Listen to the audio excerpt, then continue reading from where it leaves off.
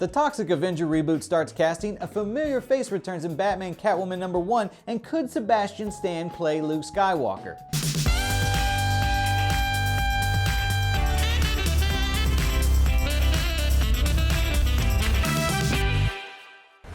Hello, I'm Chris Killian, and it's officially the last month of 2020, so surely things are going to get better from here on out, right?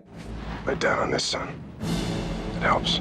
You know, I take my job here at Comicbook.com very seriously, and whenever cool news slips past me, I can't help it. I feel quite guilty.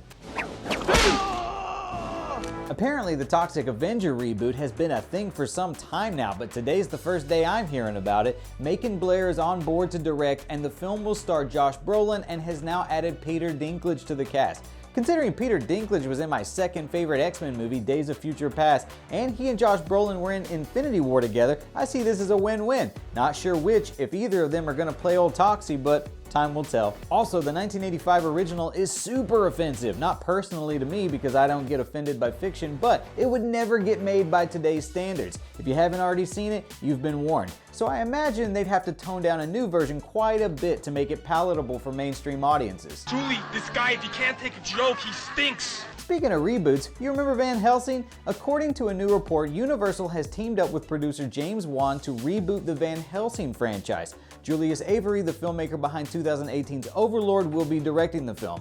I think I might be one of the few people who actually enjoyed Hugh Jackman's take on Van Helsing, so I'll always be a little sad he didn't get a sequel. Recently, Mackenzie Davis, one of the stars of Terminator Dark Fate, said that she blames the poor box office on franchise fatigue, claiming that nobody saw the last three, so she understands that the audience's appetite had been exhausted. I think she's partly right, except I saw the last three, and what I'm personally most fatigued by are not good Terminator movies. Wait till I get my hands on you! Get off!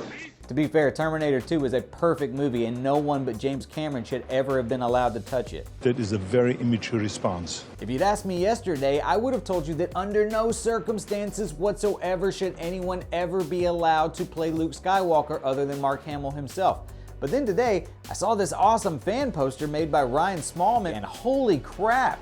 Who knew that the He-Man mop would turn Sebastian and Mark Hamill into twinsies? Plus, he's already got a metal arm, so he's perfect. Now make this happen, Disney, because I want to know what Luke's been up to between episode 6 and 7, besides drinking alien boob milk. Actual comic book news. Space Computer, can I get a spoiler alert warning? We've known for a bit that Tom King was planning on bringing back a familiar face in Batman Catwoman, at least familiar to anyone who loves Batman the Animated Series. And that face is Andrea Beaumont, who at the end of the film we thought died in an explosion with Joker, but Joker survived, so obviously, why not her as well? A dark twist in Batman Catwoman #1 comes when Joker apparently discovers and kills Andrea's son. So that trauma has Andrea dig up her old Phantasm gear, ready to go after Joker again and finish what she didn't in Mask of the Phantasm. Your angel of death awaits.